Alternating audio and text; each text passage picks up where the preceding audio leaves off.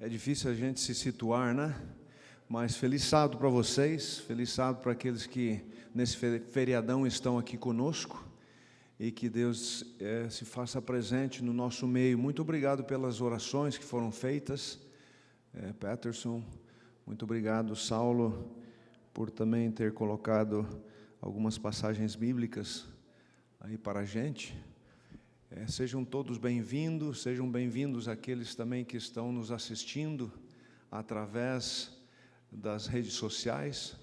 Que a presença de Jesus, o nosso Salvador, esteja com cada um de você. Conforto no santuário. É o conforto da presença de Deus. O santuário é a maneira física, real, de Deus conectar-se conosco em tempo e em espaço, aqui no nosso planeta, nesse planeta pequeno, mas um planeta tão singular que é o planeta Terra. Houve uma grande ruptura no universo com a entrada do pecado, e depois que os nossos primeiros pais caminharam, em certo sentido, numa direção oposta a Deus, escolhendo algo que eles não deveriam ter escolhido, comendo do fruto, desobedecendo, eles se encontraram em um momento de dor e de sofrimento. Hoje, vamos, de uma maneira bastante simples, tentar entender como o conceito da presença divina expressado no santuário e na encarnação nos oferece conforto e esperança em meio às adversidades. E o primeiro verso que eu gostaria de compartilhar com você é este: meu conforto em meu sofrimento é este: a tua promessa preserva a minha vida. Ontem à noite eu escrevi para minha filha, e eu disse para ela: Gelli, há muitos anos atrás, quando você tinha 10 anos, eu clamava este verso. Quando você estava no hospital e a gente fazia essa viagem quase que diariamente para ir visitar você, a Gisele estava com ela no hospital, um câncer muito agressivo, que a matou 2 vezes por falência múltipla de órgãos, e eu clamava esse verso: Senhor, a tua promessa, por favor, preserve a vida de minha filha. E ela escreveu de volta ontem, botando um coraçãozinho e dizendo: muito obrigado, papai. Eu relembrei-a deste verso: meu conforto em meu sofrimento é este: a tua promessa preserva a minha vida. As promessas de Deus é a mesma coisa que a presença de Deus. Ele faz através de palavras, e a palavra se torna uma realidade na minha e na tua vida. A palavra de Deus. A palavra de Deus muitas vezes é contada através de uma história, através de uma declaração, através de um mandamento, através de uma narrativa. A segunda passagem: portanto, o próprio Senhor vos dará um sinal: a virgem conceberá e dará à luz um filho, e lhe chamará Emanuel. E lá no verso, em Mateus, como é traduzido esse nome? Emanuel quer dizer Deus conosco. É o santuário, é a presença de Deus. É a presença de Deus que me dá liberdade. É a presença de Deus que me preserva a vida. É a presença de Deus que me protege. É a presença de Deus que me anima. É a presença de Deus que coloca a luz na frente do meu caminho. É a presença de Deus que me instrui. E me farão um santuário e habitarei no meio deles. Novamente a presença de Deus. Por isso que muitas vezes quando nós viemos à igreja, nós também entendemos a igreja como desempenhando parte das funções do santuário, onde vamos em referência à presença de Deus. Não é que Deus está mais afastado em outros lugares, mas a igreja nos proporciona um espaço e um tempo para nós pensarmos de uma maneira diferente, de uma maneira organizada, inclusive antes, nos vestirmos diferente. nos prepararmos para estar também de uma maneira diferente, mais consciente, mais intencional na sua presença. A Bíblia nos ensina esses vários aspectos, desde o começo até o fim. É fantástico o que a Bíblia nos diz. Ela começa logo no comecinho. Assim como eu fui com o meu servo meu servo Moisés, desculpa. Eu serei com vocês. Eu estarei contigo, Josué. A presença de Deus, que se faz como um santuário para nós. Salmos 27 nos diz o seguinte: o Senhor é a minha luz, é a minha salvação. A quem temerei? Pela presença de Deus eu não tenho medo. O Senhor é a força da minha vida, de quem me recearei? Quando os malvados, meus adversários e meus inimigos investiram contra mim, para comerem as minhas carnes, tropeçaram e caíram. Quando uma doença, quando uma dívida, quando um carro quebra, quando muitas coisas acontecem em nossa vida, a presença de Deus, ela muda tudo. Ainda que um exército me cercasse, o meu coração não temeria. Ainda que a guerra se levantasse contra mim, nele confiaria. Uma coisa pedi ao Senhor e a buscarei, que possa morar na casa do Senhor, que eu possa estar no tabernáculo de Deus, no templo de Deus, todos os dias da minha vida, para contemplar a formosura do Senhor e aprender no seu templo, porque no dia da adversidade me esconderá no seu pavilhão. Olha só, no oculto do seu tabernáculo me esconderá, por-me-á sobre uma rocha, sobre um lugar firme. Salmo continua dizendo, Salmo 73, quando pensava em compreender isto, fiquei sobremodo perturbado, até que entrei no santuário de Deus, então entendi eu o fim deles. A gente muitas vezes pergunta, mas por que aquela pessoa persevera no erro, persevera no engano, persevera em fazer coisas negativas, inclusive parece que ela é feliz? É o caminho dos pecadores, o caminho dos maus. E lá Davi diz, tu me guias com teu conselho e me conduzes a um destino glorioso. Quem mais eu tenho no céu senão a ti? Eu te desejo mais que a qualquer coisa na terra. Minha saúde pode acabar e meu espírito fraquejar, mas Deus continua sendo a força do meu coração. Ele é a possessão da minha alma para sempre. Quanto a mim, como é bom estar perto de Deus. Fiz do Senhor soberano meu refúgio e anunciarei a todos as tuas maravilhas. No começo desse salmo, bem no comecinho, Davi parece não entender absolutamente nada. E ele meio que tem inveja dos pecadores que perseveram, que prosperam aparentemente. Mas quando ele está na presença de Deus, Davi sente o conforto. Ele se esquece, inclusive, de ter ciúmes dos pecadores. Ele se esquece de tudo mais. Ele almeja estar na presença de Deus. Salmo 84, eu vou terminar com esse salmo também. Quão amáveis são os teus tabernáculos, Senhor dos exércitos. A minha alma está anelante e desfalece pelos átrios do Senhor. O meu coração e a minha carne clamam pelo Deus vivo. Até o pardal encontrou casa. Tabernáculo, santuário, é casa.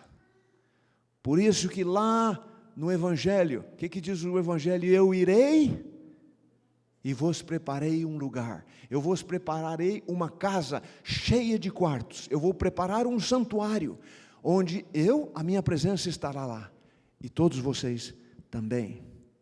Até o pardal encontrou casa e andorinha, ninho para si e para sua prole. Juntos dos teus altares, Senhor dos exércitos, Rei meu e Deus meu. Bem-aventurados que habitam em tua casa, louvar-te-ão continuamente. Bem-aventurados os que estão na presença de Deus. Porque quando estamos na presença de Deus, Ele preserva a nossa alma. É interessante que nós temos a realidade deste Deus conosco. E me farão um santuário e habitarei no meio deles. Daniel 3 é uma ilustração clara disso, da presença de Jesus, com que faz que os 3 amigos de Daniel vivam. Veja só o que diz aí: então o rei Nabucodonosor se espantou e se levantou depressa. Falou e disse aos seus capitães: não lançamos nós 3 homens atados dentro do fogo? Responderam e disseram ao rei: é verdade, ó rei. Respondeu e disse: eu, porém, vejo 4 homens soltos que andam passeando dentro do fogo, e nada há de lesão neles, e o aspecto do quarto é semelhante ao Filho dos deuses. Aquele que é semelhante a um Deus. Quem que estava junto com os 3 amigos de Daniel? Quem que estava junto com eles? O próprio Cristo, o anjo de Deus. A Bíblia se refere a muitas destas passagens dizendo que o anjo poderoso de Deus, lá no Velho Testamento tem esse tipo de linguagem, né? O anjo, se referindo ao próprio Jesus. E repetindo o que nós já falamos, Isaías 7,14, portanto o próprio Senhor vos dará um sinal, a virgem conceberá e dará à luz um filho e lhe chamará Emanuel. Mateus complementa dizendo: eis que a virgem conceberá e dará à luz um filho, e ele será chamado pelo nome de Emanuel, que significa Deus conosco. Onde Deus, o próprio Deus, se materializa em Cristo. A própria pessoa de Deus, ela vem como um ser humano, Deus e homem ao mesmo tempo. Ellen White nos tem um pensamento tremendamente sobre isso, e ela diz o seguinte: chamá-lo-ão pelo nome de Emanuel, Deus conosco. O brilho do conhecimento da glória de Deus vê-se na face de Jesus Cristo. E ela continua dizendo: desde os dias da eternidade, o Senhor Jesus Cristo era um com o Pai, e era a imagem de Deus, a imagem de sua grandeza e majestade, o resplendor de sua glória. Foi para manifestar essa glória que ele veio ao mundo, veio à terra entenebrecida pelo pecado, para revelar a luz do amor de Deus, para ser Deus conosco. Portanto, a seu respeito foi profetizado: chamá-lo-ão pelo nome de Emanuel. Vindo habitar conosco, Jesus devia revelar Deus tanto aos homens quanto a quem? Quanto aos anjos. Ele era a palavra de Deus. A palavra de Deus. O pensamento de Deus tornado audível. Se nós queremos entender o pensamento de Deus, nós temos aqui dado para nós a sua palavra. E através da sua palavra nós também temos a presença de Deus. Tem um pensamento lá da Reforma, Erasmo da Reforma, que ele diz o seguinte: se Jesus estivesse... Não, desculpa, ao contrário. Ele falou assim: a palavra de Deus, a Bíblia, te dará Jesus de uma maneira tão clara, tão real, que se o próprio Cristo estivesse na sua presença, na frente de você, ele não seria tão visível. E a gente entende isso, né? Porque quando Jesus viveu entre os pecadores, viveu entre nós, viveu aqui nessa terra, muitos não o viram, muitos não o reconheceram. Assim, da mesma maneira como muitas pessoas, inclusive, têm a palavra de Deus, mas não o veem, porque não estão com a palavra, não estão perto da palavra. João continua no capítulo 1 e diz: no princípio era o Verbo, e o Verbo era Deus, e o Verbo estava com Deus, No verso 14, ele diz: e o verbo se fez carne e habitou entre nós, e vimos a sua glória, como a glória do unigênito do Pai, cheio de graça e de verdade. E lá naquele relato que nós passamos aí na outra série, começando por Moisés e por todos os profetas, explicava-lhes o que se dele achava em todas as Escrituras. Toda a Bíblia aponta para Jesus. Ele é o foco. Jesus é o foco das Escrituras. Jesus é o centro da história. Inclusive, a história se divide em Antigo Testamento, Novo Testamento, antes de Cristo, depois de Cristo. E Ele, Cristo, também é o centro, o foco, o motivo da missão. Todo o Antigo Testamento aponta para o Cristo. O Novo Testamento apresenta-o como o seu principal personagem. Toda a narrativa bíblica está centralizada na pessoa de Jesus Cristo e na salvação que Deus oferece a todos através dele. Através da sua presença, nós temos conforto, nós temos morada. Através do constante caminhar com Jesus, nós conseguimos também caminhar. Ele revitaliza os nossos braços para poder socorrer o que precisa. Ele fala lá através do antigo personagem Jó. Eu era o quê? Os olhos para o cego, os pés para o aleijado.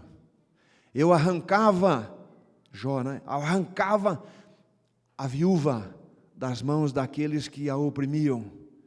Eu tirava dos dentes ou das presas dos inimigos os inocentes. Então Jesus, através de Jó, caminhava com as pessoas. Ele era um mediador.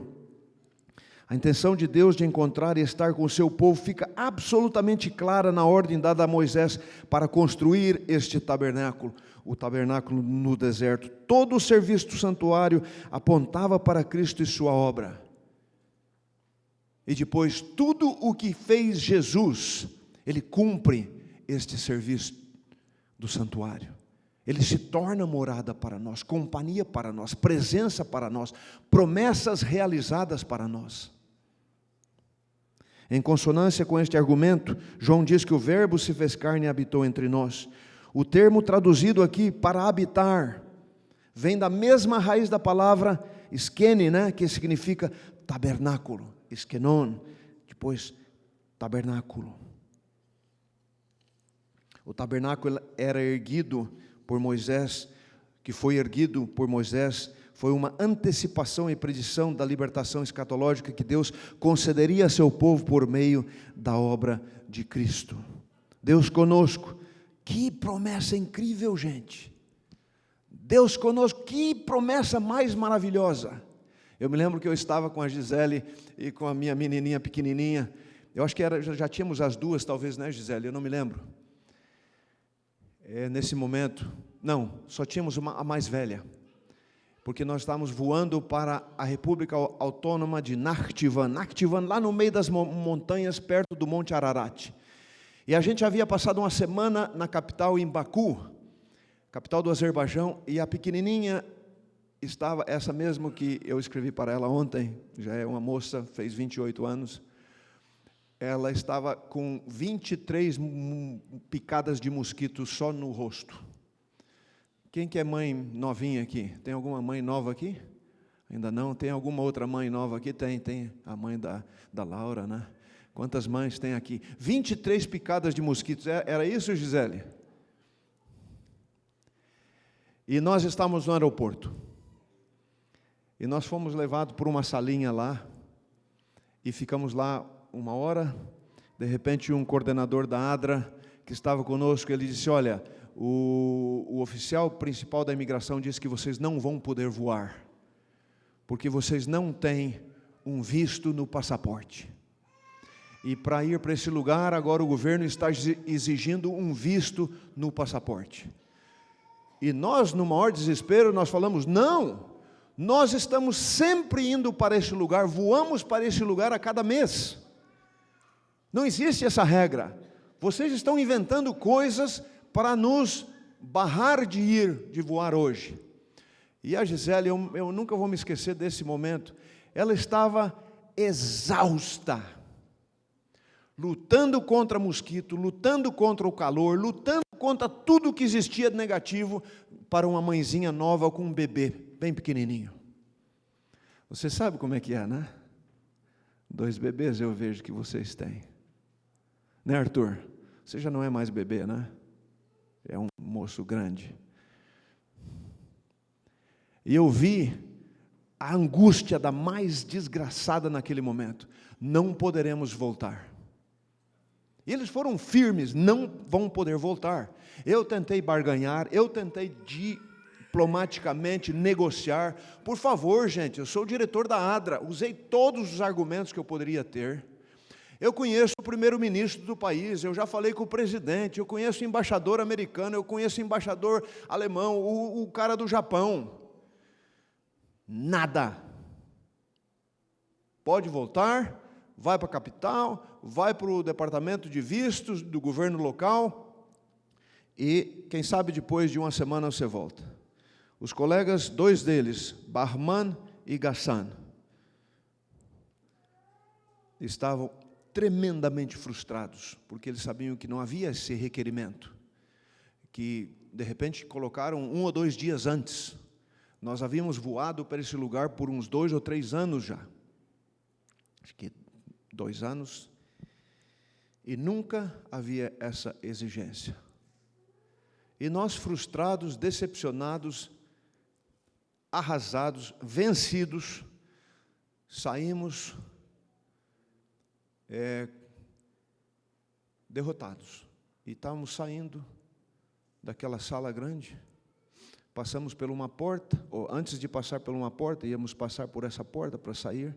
Tinha um senhor sentado assim, numa banqueta, e quando estávamos passando na frente dele, a Gisele com a Nenê e algumas sacolas, e eu com mais outras várias sacolas, e os 2 colegas da ADRA, esse senhor que estava sentado aqui, ele olhou para nós e disse assim: posso ver os passaportes de vocês? Ele falou na língua local deles, e os meus 2 colegas da ADRA nacionais me disseram: olha, eles estão pedindo o passaporte de você. Ele falou na língua do Azerbaijani.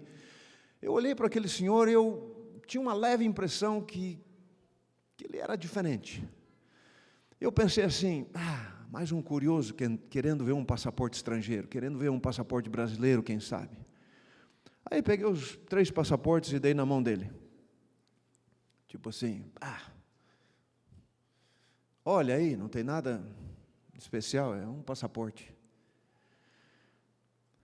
E ele era um senhor bem arrumado.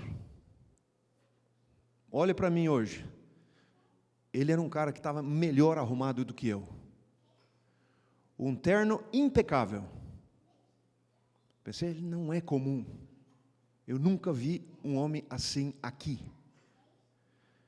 Ele olhou, pegou os 3 passaportes, viu que a gente tinha um visto que foi dado pela Embaixada do Azerbaijão em Washington, e ele tirou uma caneta, não igual a esta, ele tirou uma caneta, gente, uma caneta, reluzindo, uma caneta tipo uma caneta de prata, assim, uma caneta dourada, não me lembro agora se era de prata ou de ouro, e ele falou assim: eu entendo, ok?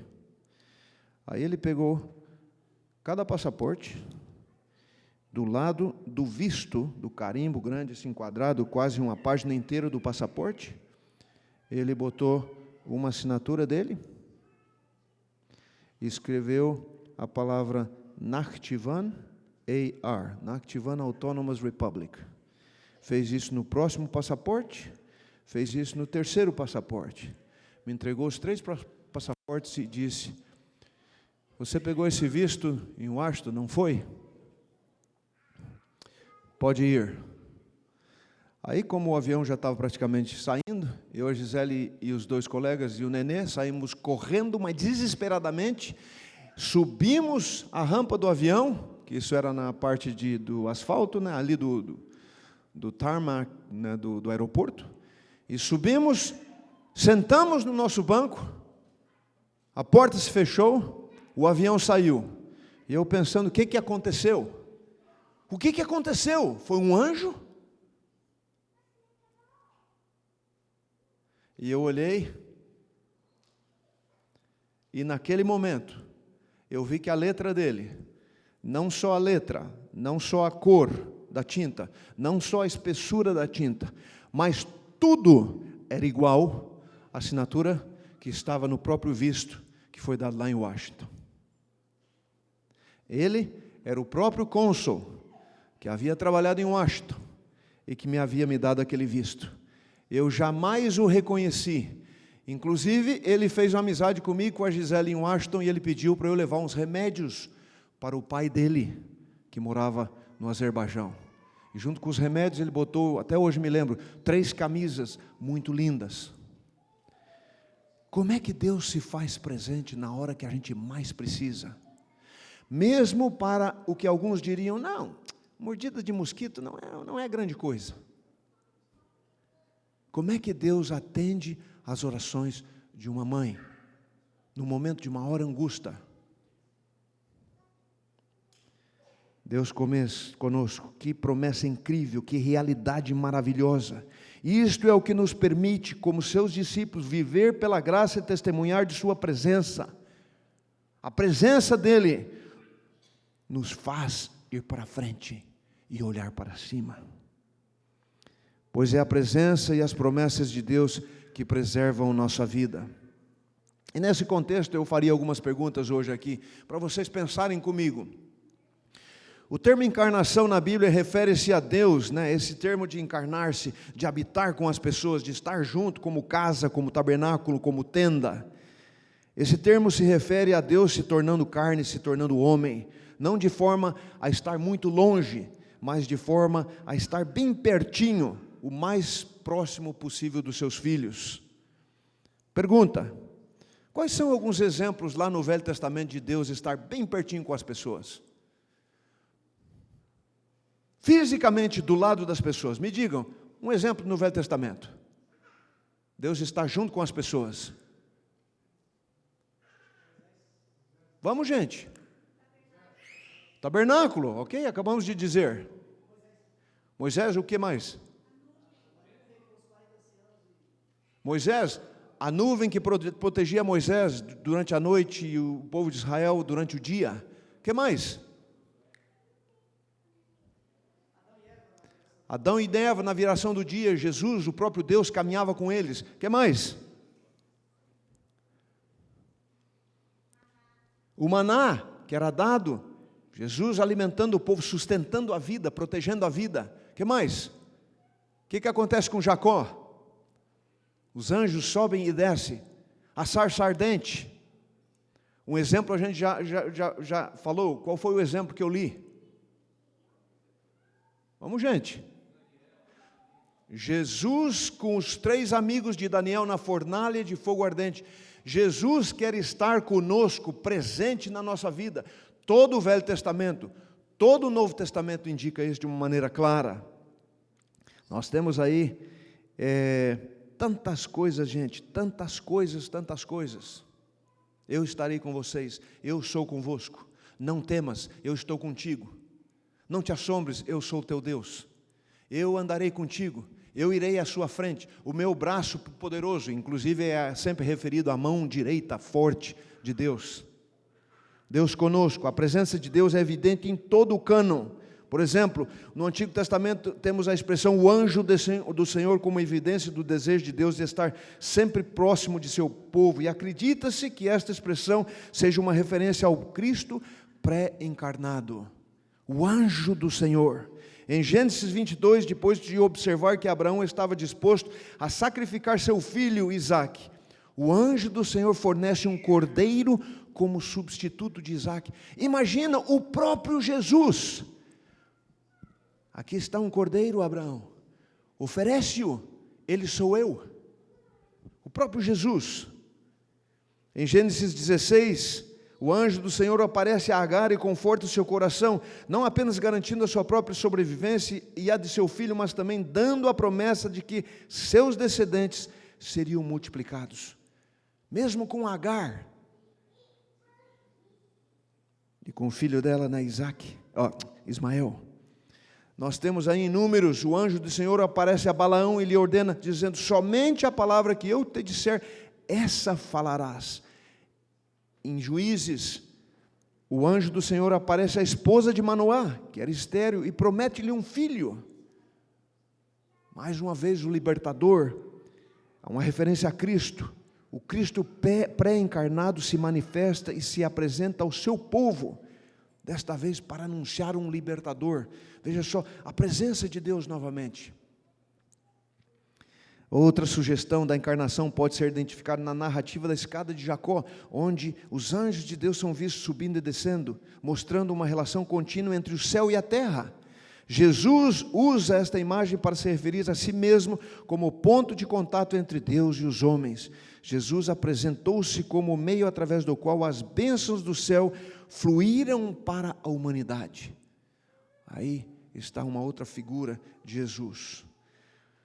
Nós temos também o episódio envolvendo Abraão, e quando os 3 mensageiros celestiais proclamam a destruição iminente das cidades, eles são inicialmente identificados como 3 homens, mas Ellen White afirma que 2 dos mensageiros celestiais partiram, deixando Abraão sozinho com aquele que agora ele sabia ser o Filho de Deus. O próprio Jesus está visitando Abraão, gente. E Abraão tem a oportunidade de fazer o quê? Negociar. Será que você vai destruir a cidade? Não vou não. Se tiver 50, 45, 40, 30, 20, 10, não vou. Deus vem e negocia com o ser humano. Mãe, você quer o melhor negociante que existe? Negocie com Jesus. Negocie com Ele sobre os seus filhos. Fale com Jesus. Ele é um tremendo negociante. E Ele sempre quer negociar a teu favor. Meu pai sempre nos dizia que um bom negócio só é bom quando é bom para os 2 lados. Mas Jesus sempre perde nesses negócios. O que Jesus renunciou, desistiu quando se encarnou como homem para nos salvar? O que ele foi que ele renunciou, que ele desistiu? Tem tanta coisa, né? Muitas coisas da própria divindade. Adoração, posição, glória, companhia de Deus. Deixou de ser rico, se tornou pobre, se tornou servo, veio servir, veio se humilhar. Tantas coisas lindas que nós temos na palavra de Deus. Deixou de ser limitado a um corpo, se limitou a um corpo físico, teve que passar por privações, teve dor, para viver conosco, para habitar conosco, para proteger a nossa vida. E quanto Ele fez naquela época protegendo os outros. Nós encontramos Jesus de uma maneira miraculosa. Ele se envolve com todas as classes de pessoas, com samaritanos, com gentios, cobradores de impostos, com judeus, com pecadores e prostitutas, com os pobres, com os fariseus, com os ricos, com as mulheres. Olha o que Jesus faz. O toque de Jesus transformou-se em algo que as multidões procuravam com tanto entusiasmo que onde quer que ele entrasse, nas aldeias, nas cidades ou no campo, colocavam os enfermos nas praças e rogavam-lhe que tocasse a orla dos seus vestidos. E todos os que o tocavam ficavam curados. A presença de Jesus, habitando com as pessoas, estando no meio das pessoas. Jesus, Ele está sempre interessado. Mateus nos fala que, em Mateus, Jesus é apresentado como aquele Mateus está interessado em escrever, Marcos está interessado em falar que Jesus fez, Mateus o que Jesus disse. Então, um o que Jesus disse, o outro o que Jesus fez. Marcos não apenas se mistura para ele, né?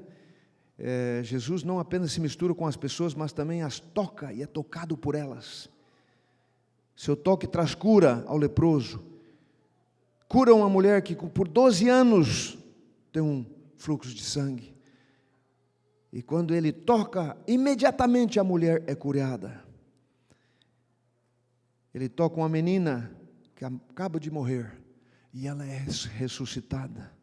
Imediatamente a menina que tinha 12 anos levanta-se. Ele toca os ouvidos e a língua de um homem que era surdo e mudo. E imediatamente seus ouvidos foram abertos. Jesus toca, por onde ele passa, ele toca. E mesmo quando ele não toca, as pessoas tocam nele, o que acontece? Ficam curadas, ficam boas. Então, gente, a presença de Jesus, eu me lembro quando eu comportei muitas férias, umas 15 férias. Muitas vezes eu saía para a esquerda de um prédiozinho, subia lá no quarto, no 5º andar, e eu dizia, Jesus, por favor, me manda o teu anjo para ir caminhar aqui na minha direita. Você imaginar e pensar intencionalmente na presença de Deus, pedir que Jesus esteja com você, que os seus anjos façam presentes, que o Espírito Santo, representando a pessoa física de Jesus, esteja com você. Terminando. Assim como Jesus se tornou o nosso sacerdote, habitou entre nós, primeiro através do tabernáculo no deserto, do templo, onde tudo era feito para a nossa salvação. Também a intercessão de Cristo hoje, no santuário celestial, em prol do homem, é tão essencial ao plano da redenção como foi sua morte na cruz. Pela sua morte iniciou essa obra, para cuja terminação ascendeu ao céu, depois de ressurgir. Pela fé devemos penetrar até o interior do véu, onde nosso precursor, nosso mediador, entrou por nós. Ali se reflete a luz da cruz do Calvário. Ali podemos obter intuição mais clara dos mistérios da redenção. A salvação do homem se efetua a preço infinito para o céu. O sacrifício feito é igual aos mais amplos requisitos da violada lei de Deus. Jesus abriu o caminho para o trono do Pai. E por meio de sua mediação, pode ser apresentado a Deus o desejo sincero de todos os que a Ele se chegam pela fé. E terminando, Ellen White nos diz o seguinte: nós não sabemos como orar.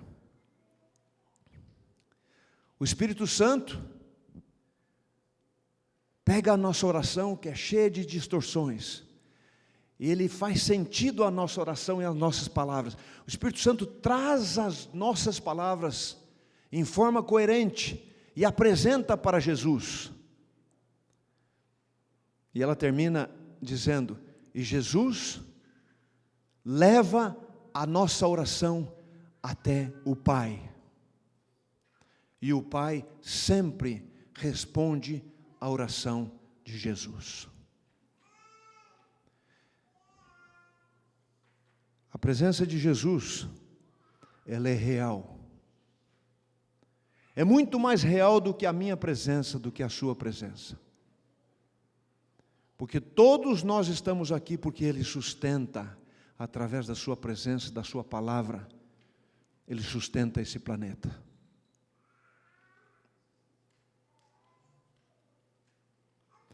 Quão amáveis são os teus tabernáculos, Senhor dos exércitos. A minha alma está anelante e desfalece pelos átrios do Senhor. O meu coração e a minha carne clamam pelo Deus vivo. Até o pardal encontrou casa, e a andorinha ninho para si e para sua prole, junto dos teus altares, Senhor dos exércitos, Rei meu e Deus meu. Bem-aventurados os que habitam em tua casa, louvar-te-ão continuamente. Amém.